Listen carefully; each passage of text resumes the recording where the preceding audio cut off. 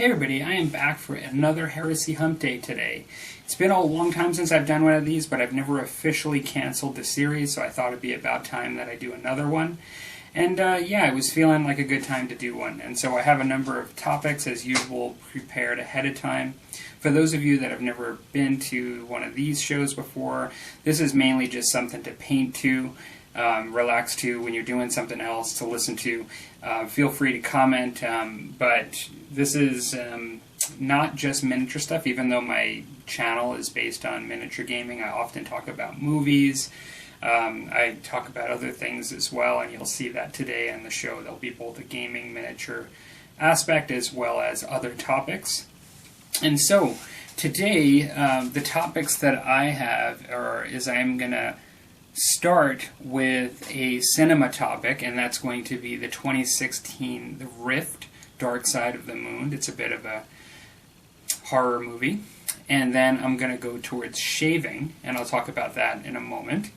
And then I'm going to talk about, as well, board versus miniature games. Board gaming versus miniature gaming. Something we talked about recently on Heresy Hump Day, but I wanted to elaborate further as I've thought about it more. Of course, I always have a sponsored beverage for this, and we'll go to that in a second. I will have a bit of a table down and talk about the Musty Wargamers Old Hammer Challenge, which will relate to my table down that I'm going to do.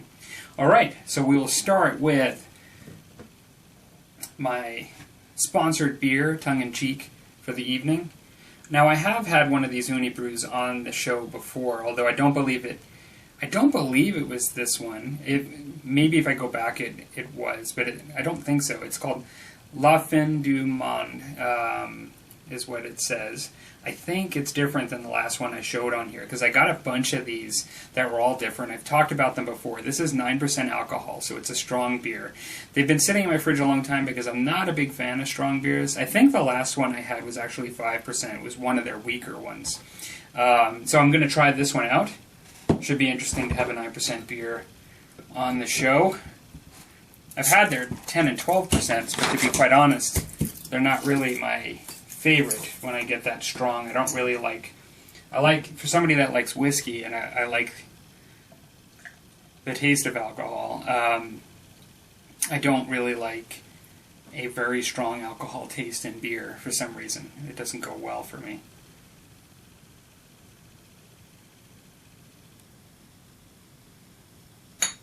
This is a bit, not doing this on camera, but it's a nice color, actually. It's a nice color. Little foamy coming out of there, out of the bottle. And I'll let that sit for a second. I'll taste it in a moment. Having to rearrange my camera there and my notes for a second. I do actually have some notes for whenever I do these shows, because I do have a little bit of a script that I like to stick to. Sort of have my thoughts down ahead of time, make sure that I'm hitting all the points that I like to hit. So sometimes you'll see me stare off into space when I'm actually doing these shows. So, here you go, everybody.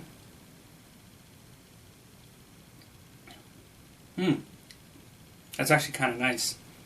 Maybe I'm actually maturing in my taste, because I actually have found that I have liked them recently.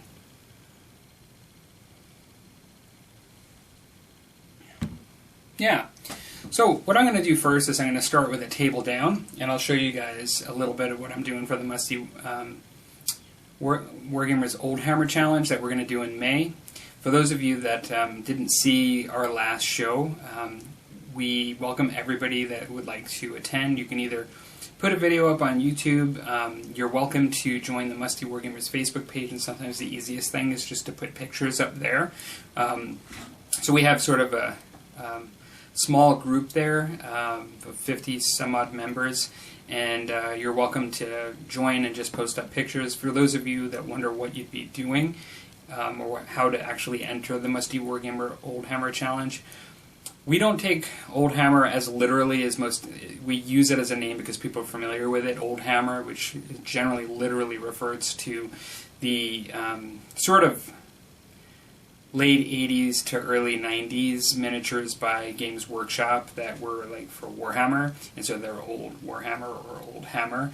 I tend to do most of those for these challenges, but people are welcome to do anything that's sort of not been around for a while, and it can be both fictional and historical, just something that people are going to look back at and say, oh yeah, I remember those. Just something that you have, like, that you want to, either something that you've gotten recently because you like that nostalgia and that retro piece, or maybe it's something that's just in your closet you never got a chance to paint up. We're pretty easygoing about it as well. When you start, whether it be a day before May or if you end a week after May, it doesn't matter to us. Like, this is just sort of something to do for fun. So let's take a look at them. So as you can see, I still have my Canadian Marines back there that I'm working on. I did get a lot of work done today on them. I wasn't going to show these too much just because it seems like I've been showing them a lot lately. I've been slowly working on them. But I ended up kind of painting over their leggings and their moccasins, same colors. I was painting some of their gear in the back, like a leather, and then the leather straps. In this case of these ones, there's a sort of fur bag on them. So I have like a darker brown there. And I've painted the straps in the front as well to match. And so, yeah, I'm really enjoying the way these guys are starting to come along. I find once you start painting the gear and everything, they really start looking like they're coming together. And so, yeah, I spent a good amount of time on these guys today actually painting both of the bags. In some cases they're fur bags, in some cases cloth in the back, depending on the miniature. So 2 bags on each guy, as well as the straps for both of them and the belts and their moccasins and leggings detail. So that was quite good. Now, like I was mentioning, I have my... I'm going to show these again once I've got them based and primed and puttied and everything and assembled. But what I have here is I'm going to be doing Spaceworks again. Now, I did Spaceworks 2 to 3 years ago for I think the first Old Hammer project that I did, where I called it an Old Hammer project. It was probably at least 3 years ago, because it was before the Musty Wargamers, I believe. I believe so. And Rusty had joined in the comments, but I think he had just joined that time. I think he was the only one. I'm not sure. But it was before the Musty Wargamers. And shortly after I did that project, or during it, I was talking to Rob, the Jank Master, who will sometimes comment. He goes by the Jank Master in YouTube comments. And he collects a lot of Old Hammer. And so we were chatting, and I ended up purchasing from his collection some stuff from him. And I ended up having a Dreadnought, which is a smaller Dreadnought this time, but with the actual Gretchen inside exposed. I'll show that in a moment. Some Orc Nobles. That's what they called them before they just abbreviated as Knobs. So these are the first Orc Nobles. Some of them are leaders. They're not technically listed as nobles in the catalogs, but they kind of are like nobles, but just leader characters. And then I have a bunch of Gretchen, or Grots. And then I have a Weird Boy. And so I'm just going to move the camera a bit, and I'm going to show these guys up close.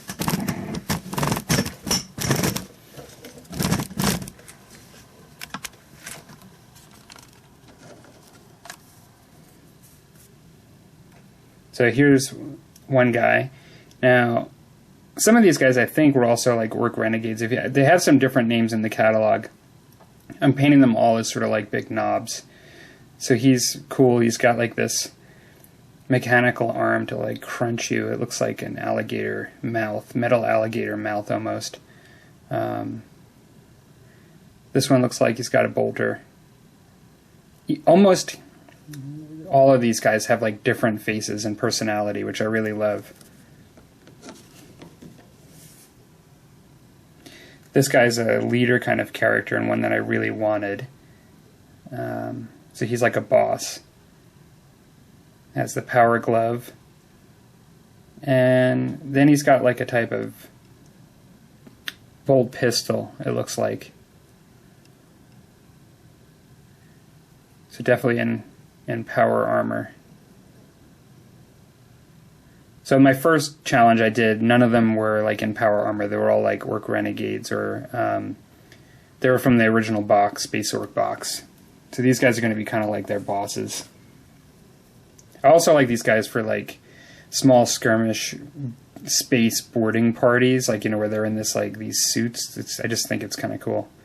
So here's another one that has sort of like horns on his helmet, and he has what appears to be a type of, it looks to me like a gun with like a bayonet on the front, where it's actually like an appendage that has a saw on the front, and that almost looks like it could be a gun on top of it. Almost looks like that. And then on the other side, he's got, looks like just a steel fist. I suppose that could be a power fist if you wanted it to be.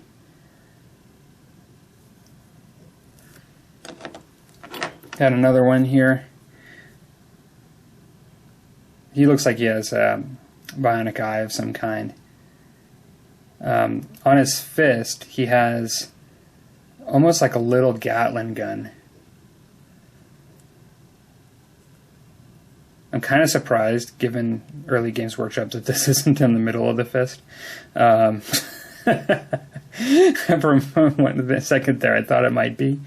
And it's really cool. Like, he's got for sure like a bolter that's almost got the cartridge going up opposite, which is really cool.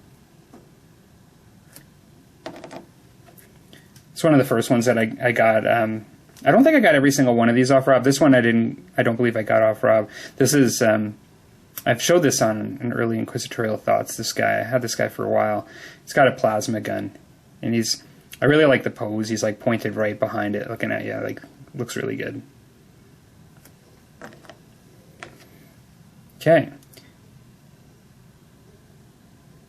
This guy here, another knob in power armor, and just looking here, it looks like he has, looks like a bolter to me, although there's a can underneath for the ammo, but I would count that as a bolter. I think it counts as, that's a definite power glove. The size of it is huge, that power fist. I have another one that's very similar. I think he's just a variant, because he doesn't have the spike, and his fist is up in the air. But other than that, it's the same, exact same.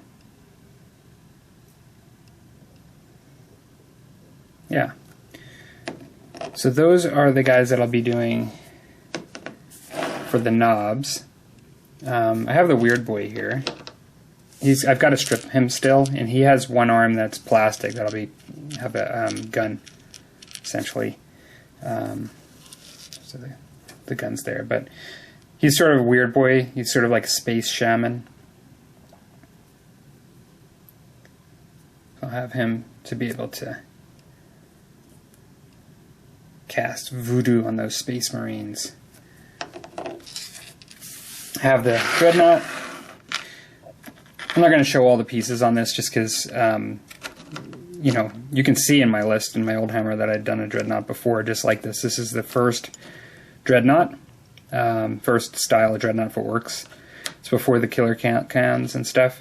I think they called everything a Dreadnought in the beginning. Like the Eldars had Dreadnoughts. They didn't have Wraith Lords. You know, Space Marines, or they had Dreadnoughts, Imperial Dreadnoughts. This was like the Orc Dreadnought.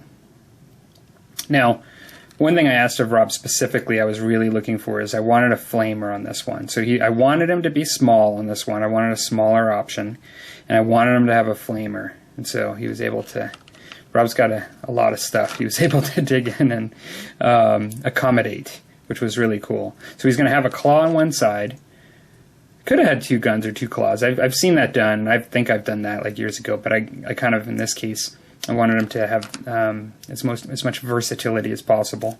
So I gave him a can. He's got the can opener. Now this is sort of the grot. He's sort of kind of like the. Let me focus out a bit here. Kind of like the Space Marine carcasses that are in dreadnoughts. I mean, this is very similar in principle. I mean, he's sort of looks like the bottom part of his body has been like cut off, and it's like got metal caps on it. Like he's been injured somehow, and he's basically a slave, you know, probably inside this machine, like to work this machine. He's got some sort of neural network connected up to it.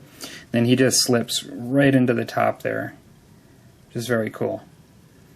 I likely will gloss varnish the inside of this and him really well so I can actually pull him in and out. I just think that would be kind of neat. And I do have a top, so I'm thinking I may see how I can get it so, whether I can get it somehow to remain open. I believe that you can. I think I've seen that before, but I'm not sure yet what I'll have to do to make that happen. Because it fits in really nice. I mean, if I was to just put it on there. Yeah, they do fit nice. But in order to keep it as a hatch that will just remain open, I'll have to do something. Yeah, I haven't thought too far about that. If anybody has any suggestions on that, I've seen that done before, that would be good. So, I'll just kind of show these guys real quick. I have a lot of Gretchen, Grots, but I have two styles. I have these ones which I think are really early. I have to strip these still. And then and here's another one like that. I got these as a bonus in some sort of thing I was doing where I picked something up. They just had these thrown in. Maybe when I got my first Dreadnought or something, I'm not sure. I got them with a bunch of other stuff. Then I have these guys here.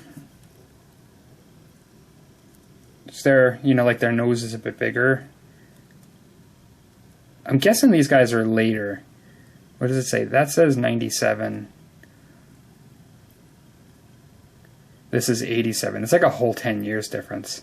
This one's 97. But I also know that not all of these big ones that I have are from the same thing. I think somebody told me this is Gretchen. I think somebody told me, I think it was Rob, that this is 94. I think this was from Gorka Morka, this guy.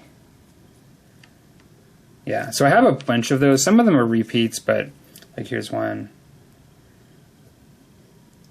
Some of them are just similar. They're holding a gun, but have different hats and stuff. This guy's holding a hand weapon with a big, massive revolver. That's so cool. This guy's holding another massive gun. Gotta strip some of these guys still a little more. Look at the fangs on them there. That looks so cool. These guys look great. See if I can grab a couple of them. Another one. This guy's got a huge, what I call a choppa kind of thing. And he's got a mask on, which is cool. 97. He's got cloth around his head. He's grinning. And he's got two pistols. So yeah, didn't show every single one of them there, but that's kind of my pile of stuff that I'm going to be doing. I think that's a respectable amount of stuff to work on. It may take me a little while, actually, but I'm looking forward to that because I have quite a few of the old metal orcs painted up already and the Dreadnought that I did already, and I think these guys will just really add some options. It'll be real nice. Once I finish these guys, I'll probably look into complementing this with some buggies. I was thinking would be nice, some of the war buggies. Then I'll have to think about like what I want to do more for the orc stuff in the future. I have other Warhammer 40k early stuff like for Space Elves, and I have an actual Tzeentch Chaos Space Marine kind of force for Oldhammer stuff that I'm going to be doing too. So I'll likely give the orcs a rest for a while after I do this, and then work on some other stuff I have, and then look at building up my collection a little more in the future. All right, back to the chat. Yeah, so my next topic is going to be The Rift, the movie from 2016. It's called The Rift, Dark Side of the Moon. Now, I saw this movie a couple of years ago, and on my own, I'd never looked at any reviews or anything like that. I enjoyed it, but on my own, I sort of decided to just, of my own volition, I guess, not after reading reviews or anything, about a year or two later, I decided to watch it again because I obviously liked it enough. I obviously thought there was something there enough to give it a rewatch. And I saw it on Netflix, just if I hadn't mentioned that both times. So it is at least on Canadian Netflix. You might be able to see it in Europe or the United States on Netflix as well. Actually, that's not totally true. It wasn't on my own volition that I watched it the second time. I actually looked at some reviews too, and I was quite surprised. On the IMDb, if you look, it says 3.4 out of 10 for this movie. And so, this movie is sort of somewhat of a B kind of movie. It's like a science fiction horror kind of movie. Given the ratings, I'm not saying that it's a masterpiece, or anything like that, but I remember kind of enjoying it, and I was quite intrigued as to how badly, when I was looking at YouTube reviews and just online reviews, how badly it did in the commentary as compared to my impression, which kind of made me take interest a little further. Now, a couple of people did say, I don't understand why people don't like this movie so much, and elaborated a bit, and I kind of identified with that sort of comments, but overall the reception was pretty bad. Now, one of the things in the reviews that was considered to not be that great was there is a soundtrack in the movie that it's not a Hollywood production, and sometimes the soundtrack kicks in action sequences in a way that people didn't appreciate so much. They didn't like the way either the volume or how it was done during the action scenes, as compared to movies perhaps they're used to. And so I kind of understood that. It is a little different, and I to be fair, I noticed that more after it was pointed out to me watching it the second time. But the sort of introductory plot of it is that the United States had a satellite that went down into eastern Serbia, and what happened was they basically sent agents out, both U.S. and Serbian agents, as a team to go investigate what happened, where the satellite fell. Now, I'm going to try really not to do any spoilers today for this. I don't really think I need to mention the things that I'd like to say about it. My purpose for this, considering I haven't done a Heresyhumpday in a while, I debated whether I want to share something that many people may not like, but I think it's a little bit of a gem if you like horror and even Lovecraftian kind of cosmic horror. And that's why I share it a bit. One of the actors that really stands out in the film, and he's not the main character, but it's Ken Foree. Some of you may know him from Dawn of the Dead in 1978. He did an amazing job on it. I thought he did a really good job in this movie, and he has a really good screen presence in the film that really directs you to him and as a character at many times, and I think he does a really, really good job. So he was a really good aspect of the film as far as the acting goes. I'm not going to say, it is a horror sort of movie, I'm not going to say that there is a lot of tremendous acting in the film. It really is the way they develop the story, the type of shots in the film, that the director chose, which I didn't mention it, but the director is, I'm going to probably mispronounce this, but the director is Dejan Zekovic, or Zekovic. He's Serbian, and I thought he did some really cool shots in the film. I love the setting and some of the scenes in the film and where the site and locations were. I thought it just added the creepiness and dark aspect of the film was really good. I give it high marks. I mentioned the Lovecraftian piece. There's no tentacles in the movie. I'm not saying that this is just something that's meant to attract Lovecraft fans. What I would say is that this cosmic horror has evolved, and it's something that borrows very much on H.P. Lovecraft in many regards, and there's a lot of movies out there like The Thing and just many that Phantasm, I think, that really draw upon this unease and uncertainty, this sort of invisible nemesis, kind of that you see in these kind of films. In some cases, it utilizes this idea of seeing something very different than what we're used to create an unease and a horror. Like The Thing, with the way they take something that you're familiar with, like a human body, but then the Thing just sort of misconstrues it and creates something that looks very different, combines it with other animals. It makes you just very uneasy in your brain when you see a different thing. This movie, I think, in some ways, taps more into that there's an intelligence out there that may be menacing or may not. And that's the thing, you don't always know whether it's just different and we view it as menacing, or whether it is a menacing, diabolical intelligence. There's this idea of stuff going on which humans can't quite understand, which I think really goes into the Lovecraft sort of theme. And I really like the way they pace that in the film. I really like the mystery that they keep in the film of how you're trying to figure out what's going on. I love the film in the way it's very dark in a lot of respects.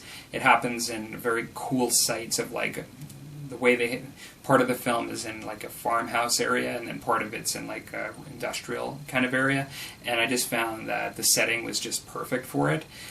So overall, it had me very, very intrigued, and it was something I could see myself even watching it a third time at one point.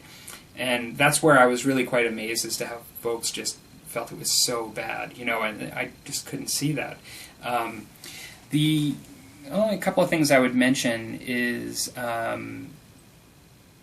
there is one thing that I did not like about the film, and without actually giving any spoilers at all, I don't know if this was intended to have a sequel and then they found out, like, before the end of the filming that it wasn't going to get a sequel. I'm not sure what caused them to do this, or whether it was always to be a standalone film, but they just felt that this was the best way to end it. But this won't tell you the ending of the film, but, like, the substantial part of the ending for the characters, per se. But they kind of cut off the story at the end in a way where you have the whole film, and then at the very end, they wrap up, like, this is everything that happens after the story you just watched, and they do it, like, within, 2 minutes, and they show things, like, on a global scale, like, what is the effect of everything that happened that you just saw afterwards, and they race through it. And I really don't like that approach. Like, I'm totally fine with having if you're going to world build, like for a movie, I'm totally fine with having a snippet, a slice out of that world building or that universe you're creating, and keep it just to that.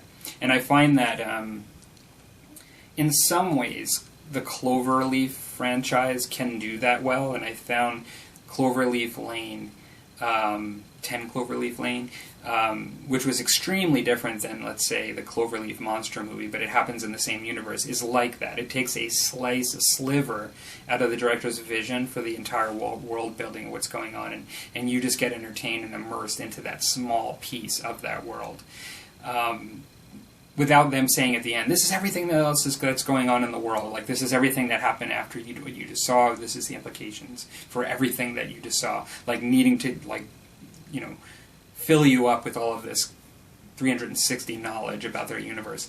They kind of do that at the very end, like, really quickly, and that I don't like. I think it kind of takes away out of just focusing on it as a chapter. Outside of that, I really liked the film. What would I don't tend to rate films on the channel here, but I was kind of thinking about it, like, as a sort of system just to try to understand. And if you took all of the, like, big budget Hollywood films, like some of the best horror films that I've ever seen, and you just kind of ask, like, where would this fall? Like a lower budget film, where does this fall, despite its strengths and its shortcomings? And for me, I would probably give this probably a B-, but like a really solid, entertaining watch in the sense of what they tried to do. And so, if you like horror films, if you like Lovecraftian stuff, if you want to check out a free movie on Netflix that may fit that need, or even if you just have seen this and you're intrigued now and you want to tell me, you know what, everyone else is right and you're wrong, Palmer, it's the worst, then go watch it. It's The Rift. 2016, it's the riff Dark Side of the Moon is what they call it. No relation, to my knowledge, to the Pink Floyd song. Okay, so next topic, we're going to talk about something that you might find to be a little odd. You know, that I've probably brought some odd things up on the channel occasionally. But we're going to talk about shaving. Yep, just shaving. Something that I've found that I really like as something to make me really feel good. You know, I find that I feel a lot better after a really nice close shave. Not something I ever really focused on at any point in my life a lot, like I've kind of just started to do recently. And I'm not selling anything here. That's what it sounds like. I'm not selling you anything. This is purely just for talking. I know there are a lot of people on YouTube that actually will have in their shave done, which to me just looks like their bathroom. They'll shave right in front of you, and they'll show you everything they're using, you know, to get a really good shave, and there's like big audiences for it, and I have to admit, I've enjoyed a couple of them as I've researched. Double-edged razors that I'm kind of using now. But to start this, I would just say that for whatever reason, about 2 to 3 years ago, I decided that I wanted to stop using cans for shaving cream. And it's not that I don't use cans for other things, but I was intrigued about going back and using an old school brush and hard soap, you know, to just make my own lather and when I shave. And that's just with using my regular Gillette sensor that I've used. I've been using the Gillette sensor probably now for, I'm going to say 30 years, let's say. If I've replaced it once, I wonder whether I have the original still, or maybe I replaced it once. But it's basically the handle that you put the cartridges on, right? And it's the first Gillette Sensor XL. It's not. They've come out with so many more different blade types since then. They still sell the Sensor XLs that I've bought today. But so for the last 2 to 3 years, I've been using just a Wilkinson bore brush with basically a Marvy is the name of the company's soap with their cup that you just put in there. It's like a rubber shaving cup that fits the hard soap perfectly in the bottom, and I've been using this probably for 2 to 3 years. Well, all this, you know, I thought about, well, maybe I should get one of those double-edged razors, like the ones they use in the 50s and the 60s, like, you know, it's the metal ones, and I didn't really know a lot about it. And sorry, everybody, I had a little bit of a technical problem there. I started using my old camera to do this for some reason. As I was saying, I think I left off where I was talking about how I had the old Marvy soap, hard soap with the mug, and the bore brush, and used that for years. And I thought that safety razors, I wanted to use them, but when I looked into them, despite a safety razor having the name safety, I thought using just your single razor, like the razor blade, like in the safety razor, I was kind of concerned, never having shaved with one like that before, that I was going to rip my face up. When I looked and did a little bit of research, I wasn't that comforted initially as to whether that would, you know, how easy this was going to be on my face. And so years went by and I just didn't do it. And then, I never pursued it. I just kept using my Gillette sensor. Well, recently, I ended up purchasing a Merkur 34C, which I'll show in a moment when I table down. And I ended up purchasing a couple things and starting to do double-edged wet shaving with the safety razor, the sort of traditional style of a razor. And I've been getting extremely close shaves. And I just, between that and learning how to make a lather a bit better with the soap and everything, I've really enjoyed it. I just feel like 100% afterwards. It just makes me feel a lot better. And so I'm just going to show on the table just a couple things that I ended up purchasing. So, gosh, by the looks of it here, it almost looks like I'm starting a shaving YouTube channel, but that is not the case. But I will just show a couple items like I mentioned. This is that Merkur 34C. And doing just a little bit of research, you know, this seemed to be what a lot of folks recommended or just have had good experiences with as an initial razor to use. It might not make a lot of sense, but each razor has a different level of aggressiveness in the shave, in the way the blade kind of comes out of it. And really, this one, I think, is kind of easier to mid style, you know, as far as the aggressiveness on the shave. Probably, maybe they'd call it easier because they do recommend it for beginners. I get really nice shaves out of it. I don't think you'd probably ever really need to graduate from this, to be honest. I think that I could always use this with some of these blades, and that I'm going to show here in a moment, and I shouldn't have any issues. This is a simple two-piece style razor. So you just pull it right out of the top here. You're just going to essentially, I put the blade, like I just sort of drop the blade out of the wrapper right onto here. It just kind of fits onto these two prongs, and you just put it right in here. The only thing, I just make sure, I haven't had any issues with it not lining up correctly, like, you know, sticking out more on one side versus the other. Because those, you know, being in the prongs correctly should just take care of that. I've not had any issues, but I kind of always kept an eye on it just to make sure that's the case. And yeah, you know, I'm not going to go too much into it, but a safety razor, it's pretty self-explanatory, even though I was kind of worried about them because it had a razor blade in there. It's got this guard on the front, so really you have to tilt it to a certain angle. You have to feel it on your face, but it's sort of like a 30-degree angle, and then, you know, if you just went totally parallel like this, you wouldn't touch the blade at all. Obviously, if you went like this, you wouldn't touch the blade at all, but as you kind of go like this, there's an area where the blade does touch.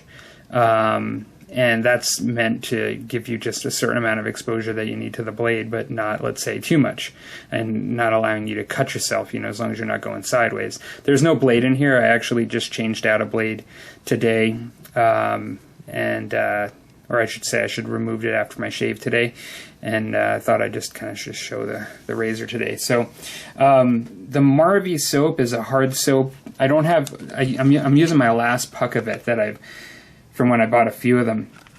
It would be similar to this style soap, which I've not used yet. It's called Williams.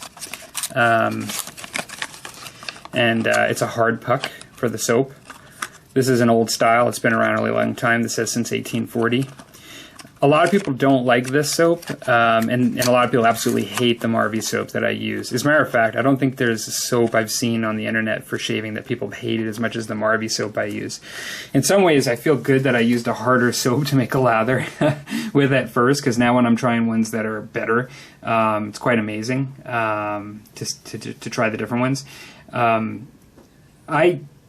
To be honest, like, as far as the soaps go, or any of these products, to be honest, I'm not really that interested in buying a lot of really expensive artisan style products. Like, there are a lot of people that are making money in these soaps and brushes and things like that, making the brushes, and there's nothing wrong with that. Like, I may get one, you know, a nice brush at one point, artisan brush eventually. I might try, you know, if somebody, like my wife bought me once an artisan soap, which was really nice, and I used it as a gift, you know, because she knew I was using the Marvies, and she just picked one up when she was at the mall at one point. But what I'm most interested in are really affordable, good products. Like, I'm more interested in that than getting sort of really high-end premium products like to shave with. And so what you have here, for the most part, are all extremely affordable products, like products you would find in a pharmacy or you could get on Amazon at, you know, for a cheap price and things like that. And so Williams, that's, you know, a really considered to be a cheaper soap. It's a hard soap, which I do like. This Wilkinson Sword, the boar brush, is something that I got in my pharmacy. I've used it for now 3 years. It's got quite a bit of wear on it, you can see. It's been the only brush I've been using for 3 years. Extremely affordable brush, and works great, I think, on a hard soap, the boar brush. I like a hard soap. Like, I like the sort of challenge with it, and I like the longevity. I think they last quite a while, you know, as far as using them. Just take a little bit more work to make a lather out of. For it, not that it's a huge deal necessarily for other people, but for personal reasons, like I'm just buying synthetic brushes now, I'm not buying animal-based. I still have this boar one, and I ended up just wanting to see what a synthetic brush was like. So I have this, what they call as a yucky brush, and it works amazing. Like, I was quite surprised. I didn't think that it would actually work that great, but it's really, really soft and smooth on the face, but it's got a really, what they call a knot inside, is really quite stiff. And so this feels like amazingly smooth. I've made really good lathers with this, and so I'm quite pleased in getting it. But sometimes, like for the harder soaps, I do like having a boar style brush as well. I do like the way it works on there. I am going to be picking up a synthetic brush that's meant to sort of, I think, emulate a firmer sort of fiber, and be able to use that with the harder soaps. Speaking of soaps, I guess, I would just say that after having been through the trials and tribulations with the Marvy soap that I'm still using, finishing my last one, I will be using the Williams in that cup instead of the Marvys in the future. I have actually just gotten right off the pharmacy shelf one where I would get this, the Wilkinson Sword soap. It's what they call, I think, it's like a glycerin base, I think. It's a little bit different. I found there's a little menthol in there, and it was kind of nice on the face. Not nearly as much menthol as I'm going to talk about with this one, but it felt good on the face. It made a lather pretty nice.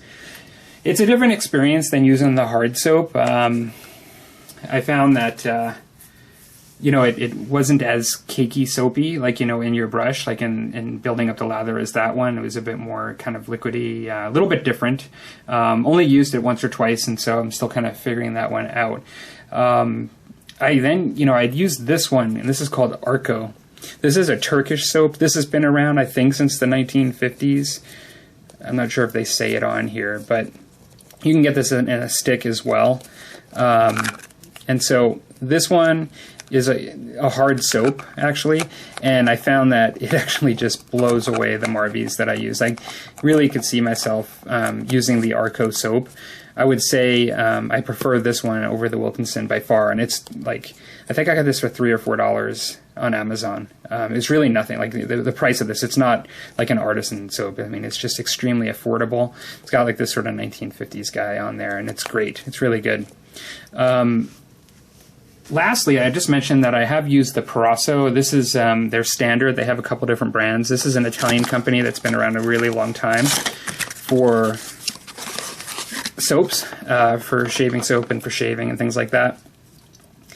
Comes in this like sort of plastic tub. They have ones that are for more sensitive skin. This one has eucalyptus and menthol in it, and man, it is high-end menthol. Like when you put this on the face, your face starts to feel cold. But this one's just very different, though. It actually, it's a hard soap, but you can press into it. It's definitely not nearly as hard as the other ones, either the Arko or that one. It's not quite a cream, like a shaving cream. It almost looks like shaving cream in here, and you can buy just shaving cream, like in a tube, as opposed to a can. You still lather it, and when you lather it, it's resistant to the brush. It's not, the brush I didn't find made indent in there at all. I think I'll still get a lot of use out of this one. It's a little bit more expensive than the Arko and the Williams, for sure. Like, I got this just at my regular pharmacy, though. But I found that it could possibly be the best of the three as far as making the lather, or the four here. It was quite amazing in the amount of lather that came onto the face. And I really am a big fan of it. And I did kind of like the menthol feel. I don't know why that I want that all the time. So I would say I haven't tried the Williams yet, but I would say out of the ones I've used, this Arko and this Parasso were probably my absolute favorites. And it is fun. Like, it's fun to try the different ones. But one of the things that's sort of important to me with things at times, and it's not that I can't afford an artisan soap product or anything like that, but I kind of like to buy things, whether it be like painting brushes for my miniature painting, or wine, like table wine to have like with dinner. To me, the magic is really finding something that's affordable that you really like. I think there's a sweet spot there that is really satisfying to me. I don't know why that is, because I know in the hobby, in all my hobbies, there's individuals that really appreciate quality and they don't really care about paying more. Like, they'll pay 2 to 3 times more for 10% more quality.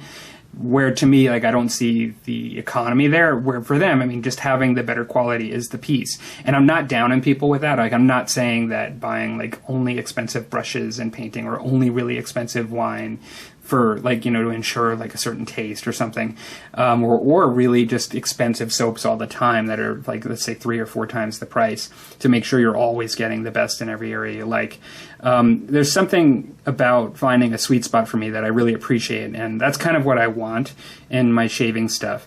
Like, I noticed with the Marvys, I mean, some of the scents, like, people are really sensitive to smell, and some of the scents with some of these, people just can't really handle at times. Like if you're using an artisan soap where something smells like sandalwood or roses or like whatever it is, like a cologne or like something like that, like that's the smell they want. And when they smell something that like maybe smelled like something like from the 50s where it was like almost like a cleansing sort of smell that you would smell like an old school barbershop, or just people who have used other terms for what they think it smells like, but they're scents that you just were used like a long time ago and they're not as current from today. And I kind of appreciate that. Like, it's a little bit of a blast from the past. Kind of reminds me of something like maybe my grandfather would have, and that's where like I appreciate it. It doesn't turn me off. Yeah. So lastly, just to take the shaving thing to kind of a close, in order to get into this, the cheapest way I found is just to find a razor you like and then to buy like a pack of 100 of these boxes where there's like 5 in each, and you can get them for next to nothing that way. I mean, truly, it's so cheap compared to buying cartridge razors. I don't know that that's really the reason to do this, is to just because of the cheapness of the blades, because I do think there are so many other factors as to why you would choose what you're going to shave with. But to start out, I actually think getting one of these packs, like I got this on Amazon, and you basically can try, like, here there's 7 different types of blades, and I'm pretty much only have one more left to try. I've been trying one out of each, and I have my favorites, and I know which ones, like for instance, I really like this Gillette 7 o'clock Super Stainless. I really like this blade, and I know I'm likely going to buy like at least a 50 pack of these. You might think like 50 boxes, or 50, I don't know if it'll be 50 blades, I think, but in any case, that'll last a really long time. But it's, you're only looking at like something like, Canadian, like $13 or something. I mean, they're really not a lot of money. The Feather is considered to be one of the most aggressive blades out there, and I've waited last to try this one. A lot of people, like, if you're using a Feather on an aggressive razor, it's almost like taking the really, really high sharpness on your razor, high sharpness on the blade, and putting them together. Some people's skin can't handle that, just as an example, where there are some other ones that are milder. Like I found the Derby to be milder, this one here, and you could put like this in an aggressive razor and may have like more of a medium experience, if that makes sense. And so it's really helpful to do that. It's a lot of fun, I think, just to, if you kind of enjoy the experience, which is really what this comes down to. Is for me, it's just been a really relaxing thing, like to get a really nice close shave and to try a couple of these different products as you're learning how to do it. And it's been a lot of fun. Now, I know a lot of folks are into like the straight razor too. There's other ways to shave that are more aggressive than using a safety razor. I'm not sure I'm going to go that route. I think I'm doing the double-edged safety razor for a long time, to be quite honest. Yeah, I'm not sure that I'm going to expand into that even further. But I thought, what do you guys do? Like, any of you miniature painters, miniature wargamers that are into that hobby? Any of you guys into the old school shaving? I thought maybe you might appreciate it. All right, on to the next topic. I'm going to keep this last topic a little bit short because we've talked about this on the Musty Wargamers lately. But one of the things that we talked about in a recent episode, and Curtis, he ended up, Curtis from Dash of Elan and the GM's Alcove and the Forge and Brush, he ended up joining us and talking about how he was in a discussion with some war gamers that are into the pure board games, like cardboard chits kind of tiles kind of board games. And I know a lot of, like Rusty and Curtis both like them, and a lot of folks that play miniature-based war games that are on the channel, like in YouTube, that are part of the community, like both and seamlessly play both. And so this isn't something that you're either one or the other. But there was some down talk on the miniature wargamers by some of the, I'm guessing some of the purists that are the more board game style wargamers. Now, I understand the appeal, without being someone that plays these board game style war games. I understand the appeal of that for a number of reasons. I understand that there's very little investment as far as if you don't like to paint, you can play. Like, you don't have to do anything to prepare your pieces. The pieces come out of the box and you can play right away. That's an amazing appeal for really anyone to some degree. Even if you like miniature gaming, if you like gaming of any kind or board games of any kind, you can understand the appeal of pulling something out of the box and playing. So I get that. But then more to it, I think if the design of the game is made such that it can expand much more into the detail of the game, and let's say resource management, and let's say global world kind of domination in a game, like let's say something where it's like World War II and it's spanning all of it, like Axis and Allies or something. You can, I realize that's not the Chet style we're talking about, but still, there can be a lot of depth put into the game that doesn't revolve around, let's say, a limited number of painted pieces. And even if you're playing apples to apples as far as the genre, like let's say you're playing Napoleonics and it's something like Black Powder versus like something that's just the cardboard chits, somebody that plays the miniature-based board game could literally like say to you, I got this piece here, and this is 1,000 men on this piece of cardboard, and I've got 1,000 men right there. And even if you say your guys, represent a number of men, which they don't do in Black Powder, I mean, it's just so easy to just simulate large numbers of forces and a large amount of complexity when you don't have to paint it all and you don't have to craft and sculpt it all. It's just all based on like a piece of paper with, let's say, a guy holding a gun that says 1,000 next to it.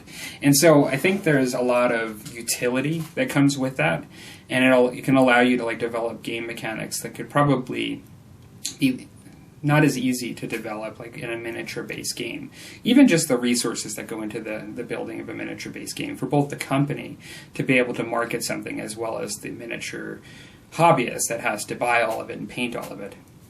So, at the end of the day, we talked about a lot of different aspects to this topic on our Must Do Wargamers chat, and it may be that I'm duplicating a bit here, but one of the things I sort of asked myself is, why miniatures then? And granted, some of this is going to be me being Captain Obvious, and just being really obvious in my answers here, but hopefully not all of it. And because, at the end of the day,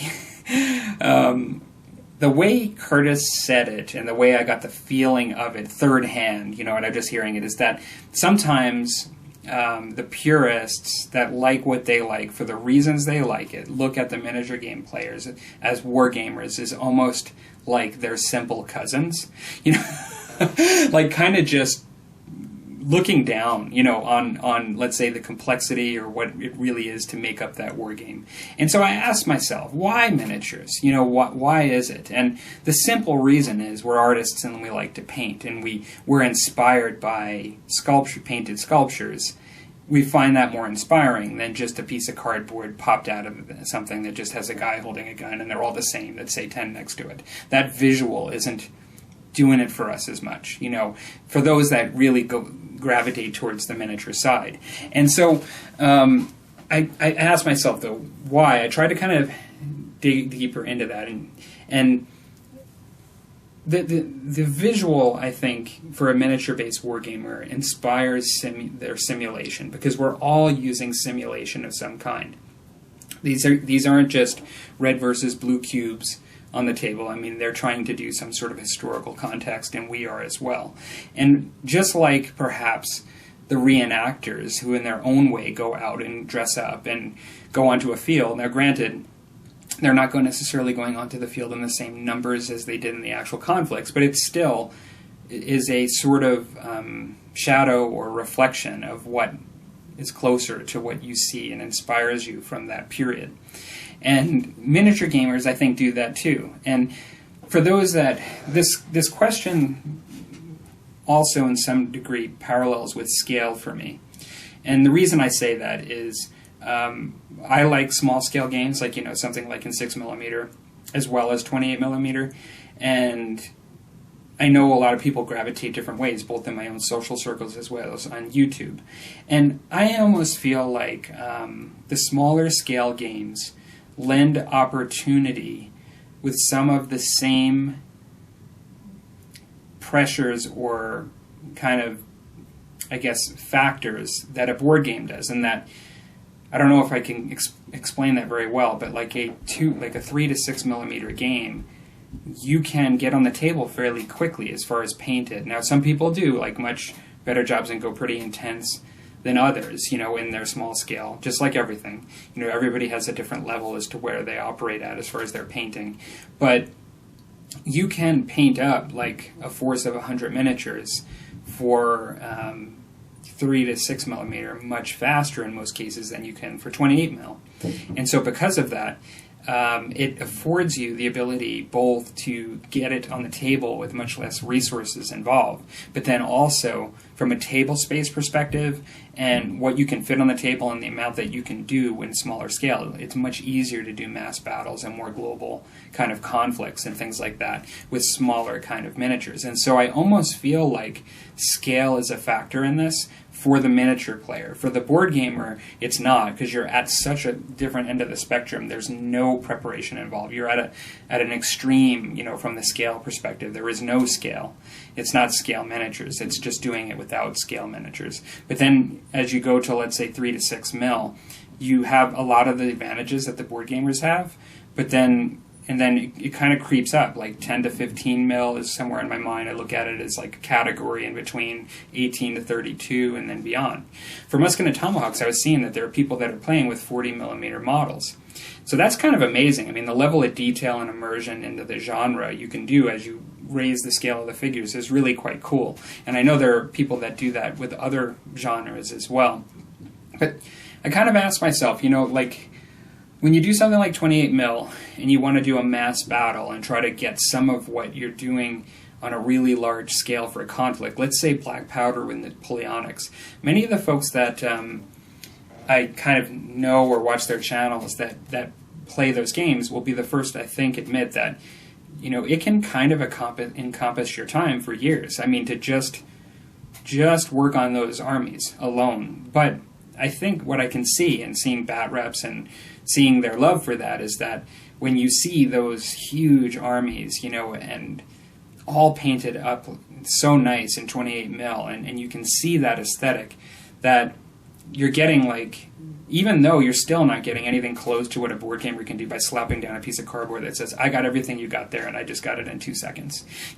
But you can get something that they're getting with this larger mass battle, but then still seeing that beauty and immersion that I think causes us to really kind of get excited as war gamers. And so why miniatures? I think that's the reason why, is I think it's the immersion into what we're doing. We love to paint, obviously. Many of us like to paint, and so those that love to paint, love miniatures, love to choose miniatures for that reason. But then as well, I think there is something said about what drives people and their love for simulation. And for miniature war gamers, it is seeing miniatures on the table. And to some degree, you can, through scale, gain advantages by lowering the scale and getting more out of the gaming, and get more utility and easier ability to game by going down in your scale. Whereas you go up in your scale, and all of a sudden you're getting further and further away from what you can do on a massive global scale with gaming, and from mass battles and things like that, both from the complexity of the rules. It all tends to change. Once you get bigger in scale, it tends to go more skirmish, and everything changes. Now, you can make a game out of just about anything. I'm not saying that it has to be those style of games. You can make really cool, incredibly complex skirmish games that have all kinds of rules to make it really interesting and realistic. Superhero game where all of a sudden you have 10 different kinds of powers you can do. The complexity is just in a different area. And you could do that with cardboard chit as well. It doesn't have to be, they could do that just without any of the painting too. But at the same time, then you don't necessarily get the immersion that some of us want. So what do you guys think?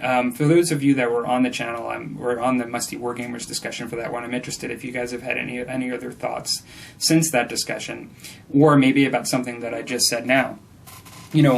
At the end of the day, though, when it comes to just being sort of the simple cousins of the board gamers for wargaming, you could just forget everything that I just said, and you can just basically take a look at what John Candy said here, and that can be our answer.